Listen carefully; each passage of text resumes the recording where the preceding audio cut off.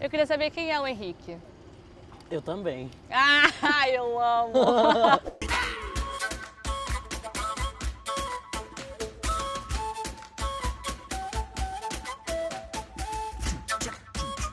Eu sou escritor, ator, sonoplasta. E basicamente isso. Artista. Artista. Eu ouvi dizer que seu apelido é Lobo. Por quê? Isso. Então, lobo eu chamo de fetiche de criança porque eu vi um cachorro e eu comecei a apontar e gritar que era um lobo. Minha mãe tentava explicar, não, é um cachorro. E ficou essa imagem pra mim. Toda vez que eu encontrava um cachorro, ou eu uivava ou eu apontava que era um lobo. E todos os quadrúpedes viraram lobo pra mim. Eu ganhei uma raposa e a raposa era um lobo. E isso foi sendo alimentado até que mais ou menos no começo da adolescência, que foi quando eu criei um fake, que era um perfil no Orkut. Sim. Eu me apresentava como um homem nesse perfil e me veio o lobo, você é lobo. E aí eu coloquei o lobo no perfil do Orkut e eu fui sendo lobo durante toda a minha adolescência. Comecei a viver essa vida dupla, em que de manhã eu estava na escola, como Agnes, e à tarde eu tentava fazer uma interação social e à noite eu entrava nesse outro mundo como lobo. E aí eu fui dividindo essa dupla identidade. Talvez Henrique seja justamente esse linear entre Agnes e lobo. Talvez não um linear, mas o complemento que faltava para Agnes e lobo, a soma de Agnes e lobo. Que lindo. O Henrique surgiu tem quanto tempo? Pouquíssimo, acho que um mês. Que isso? Foi a decisão, no meio de tudo isso, né, desse lugar da gente voltar para dentro e se questionar quem eu sou no mundo, quem eu sou nesse momento, e mais de quem eu sou no mundo, quem eu sou nesse momento, quem eu quero ser a partir de agora. Porque o mundo está apresentando pra gente uma nova era.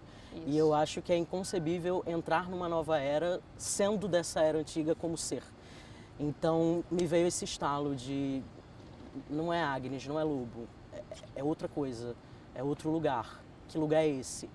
E Henrique foi se construindo mais como nome, porque como persona já vem uma construção de 2 anos, mas como nome e como objetividade tem um mês. E tá muito sólido para ter um mês. Porque é uma coisa que eu falo muito, né? Eu acho que às vezes a humanidade entra muito nesse lugar da construção do concreto, da construção de estruturas, e a gente se perde dentro dessas estruturas. Do que adianta a gente ter todos esses monumentos se dentro deles está vazio, está trancado, não tem circulação? Então, se eu consigo estabelecer a minha construção de dentro, o fora se solidifica do dia para a noite. Sim. Quantos anos você tem? 26.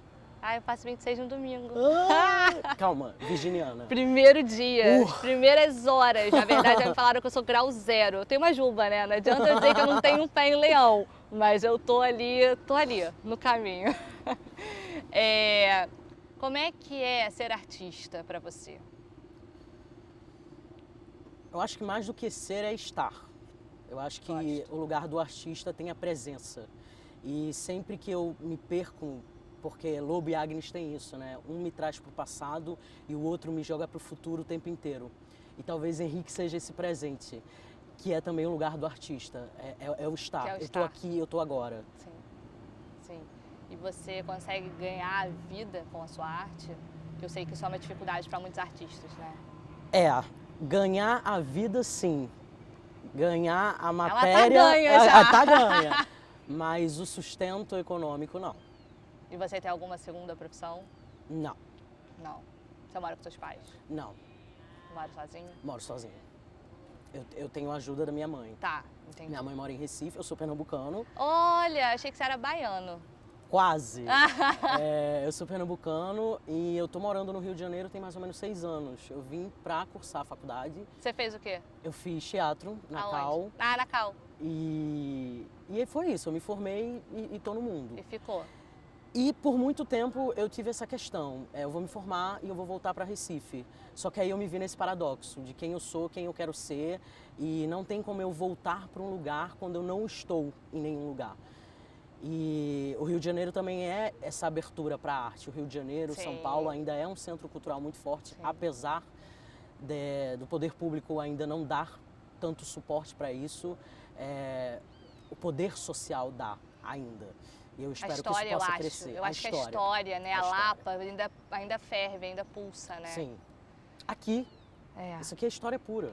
Qualquer lugar, qualquer quadrado que você encontrar aqui, você tem uma história. É verdade. Eu me sinto pertencente a Recife. É o meu lugar, é a minha cultura, é o meu barro. Mas existe um entrave em relação a Recife, que apesar de ter o Nordeste, apesar de existir uma cultura muito forte, muito marcante, muito preservada, essa mesma cultura preservada às vezes impede uma expansão de outras culturas. Então eu enxergo ainda Recife como um lugar muito provinciano. E ser Henrique, ser Agnes, ser Lobo em Recife, hoje para mim ainda é inconcebível. Então, mais do que, na verdade, buscar Agnes, Lobo, Henrique, eu busco a liberdade. Não só a minha, mas do mundo, do universo. E o mais próximo dessa liberdade que eu já cheguei é aqui no Rio de Janeiro. Então, por enquanto... Você acha que estar sozinho influencia nessa liberdade? Muito, muito. E não pela visão que a gente tem da liberdade, de porque eu estou só, eu não devo satisfação a ninguém, eu não tenho... Não é esse lugar, mas é porque o estar só proporciona que a gente se busque. E a gente se buscar é o caminho para se encontrar. E se encontrar é a liberdade. Então... Ai, quero tatuar isso. Botar na blusa. Botar na máscara. Botar na máscara. Se encontrar agora é a liberdade. Muito bom. E a sua família, é só sua mãe? Não, na verdade, a minha avó é do interior de Alagoas e ela teve 10 filhos. E dentre desses 10 filhos, uma era minha mãe, a única mulher, todos são homens.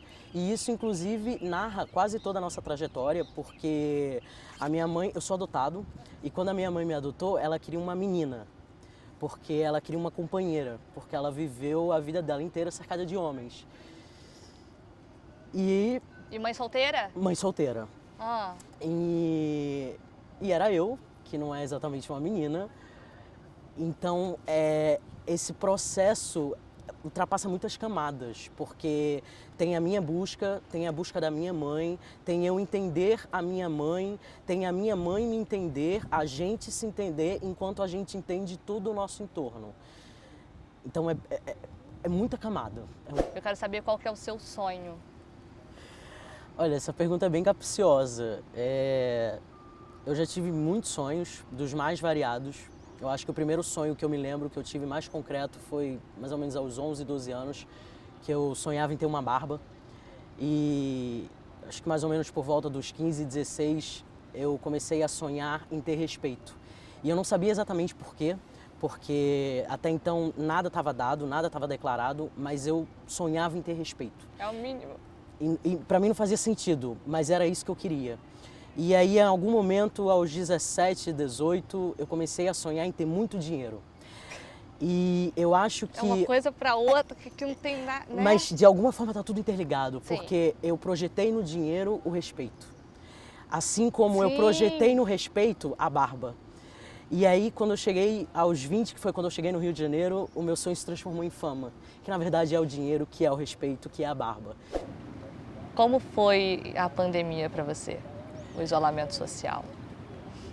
É engraçado e às vezes até um pouco cruel, não sei se é exatamente a palavra, porque eu vejo que para as pessoas tem sido um lugar de tanta agonia estar só, mas estar só para mim sempre foi tão presente que eu já estou acostumado e...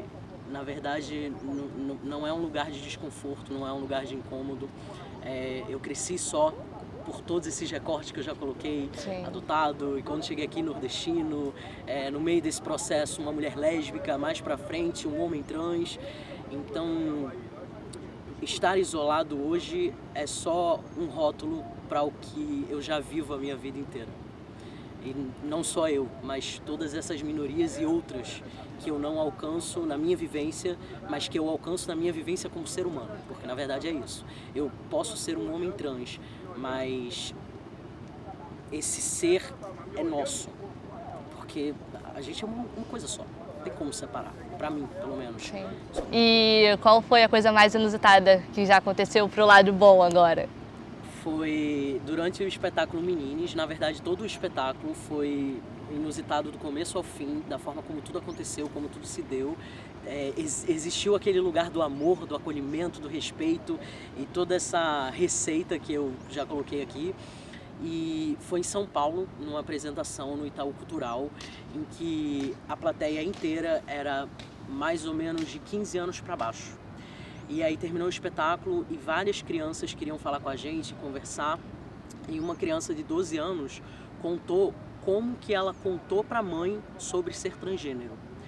E quando ela contou como que ela contou para a mãe, que resumidamente foi, ela chegou em casa, desceu no condomínio, foi na barbearia do condomínio e pediu para cortar o cabelo. E aí ela chegou para os coleguinhas, vou usar nomes fictícios, e falou: olha, a partir de agora eu não sou mais Maria, eu sou João, tudo bem? A galera falou: tudo bem. Chegou no condomínio e falou a mesma coisa: gente, a partir de agora eu não sou mais Maria, eu sou João, tudo bem para vocês? Tudo bem. E aí João chegou em casa de cabelo cortado, a mãe tomou um susto, ele falou: não, mãe, calma, tá tudo certo. Já falei com todo mundo já sabe que eu sou João e tá tudo bem. Vou fazer minha tarefa, tá bom? Entrou e foi pro quarto. Com essa naturalidade, uma criança de 12 anos.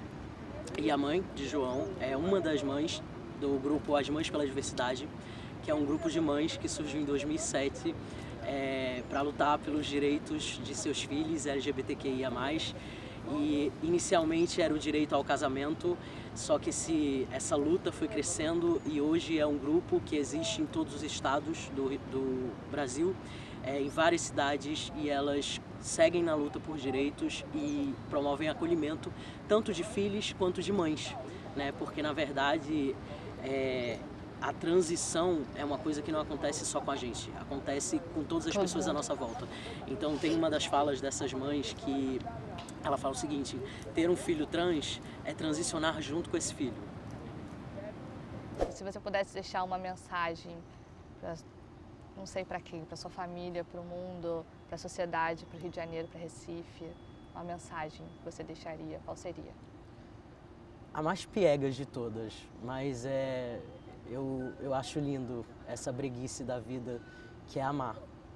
Eu acho que amor é a instância máxima que a gente pode chegar como ser humano, e aonde tem amor não falta absolutamente nada, porque amor é essa carreata que puxa a frente. Enquanto essa frente consegue movimentar, consegue puxar todo o resto, mesmo que todas as rodas estejam escangalhadas, mesmo que o último vagão não consiga se movimentar, tem uma corrente que o amor está puxando lá na frente, que consegue fazer toda essa carreata passar.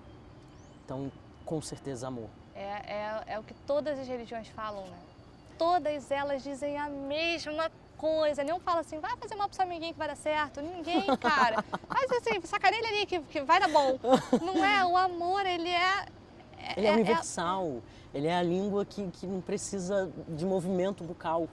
Ele é universal. Eu tô aqui, você tá aí e a gente tá amando. Sei lá, pra mim é a grande liga do mundo, e não só das pessoas, mas de tudo que existe no mundo.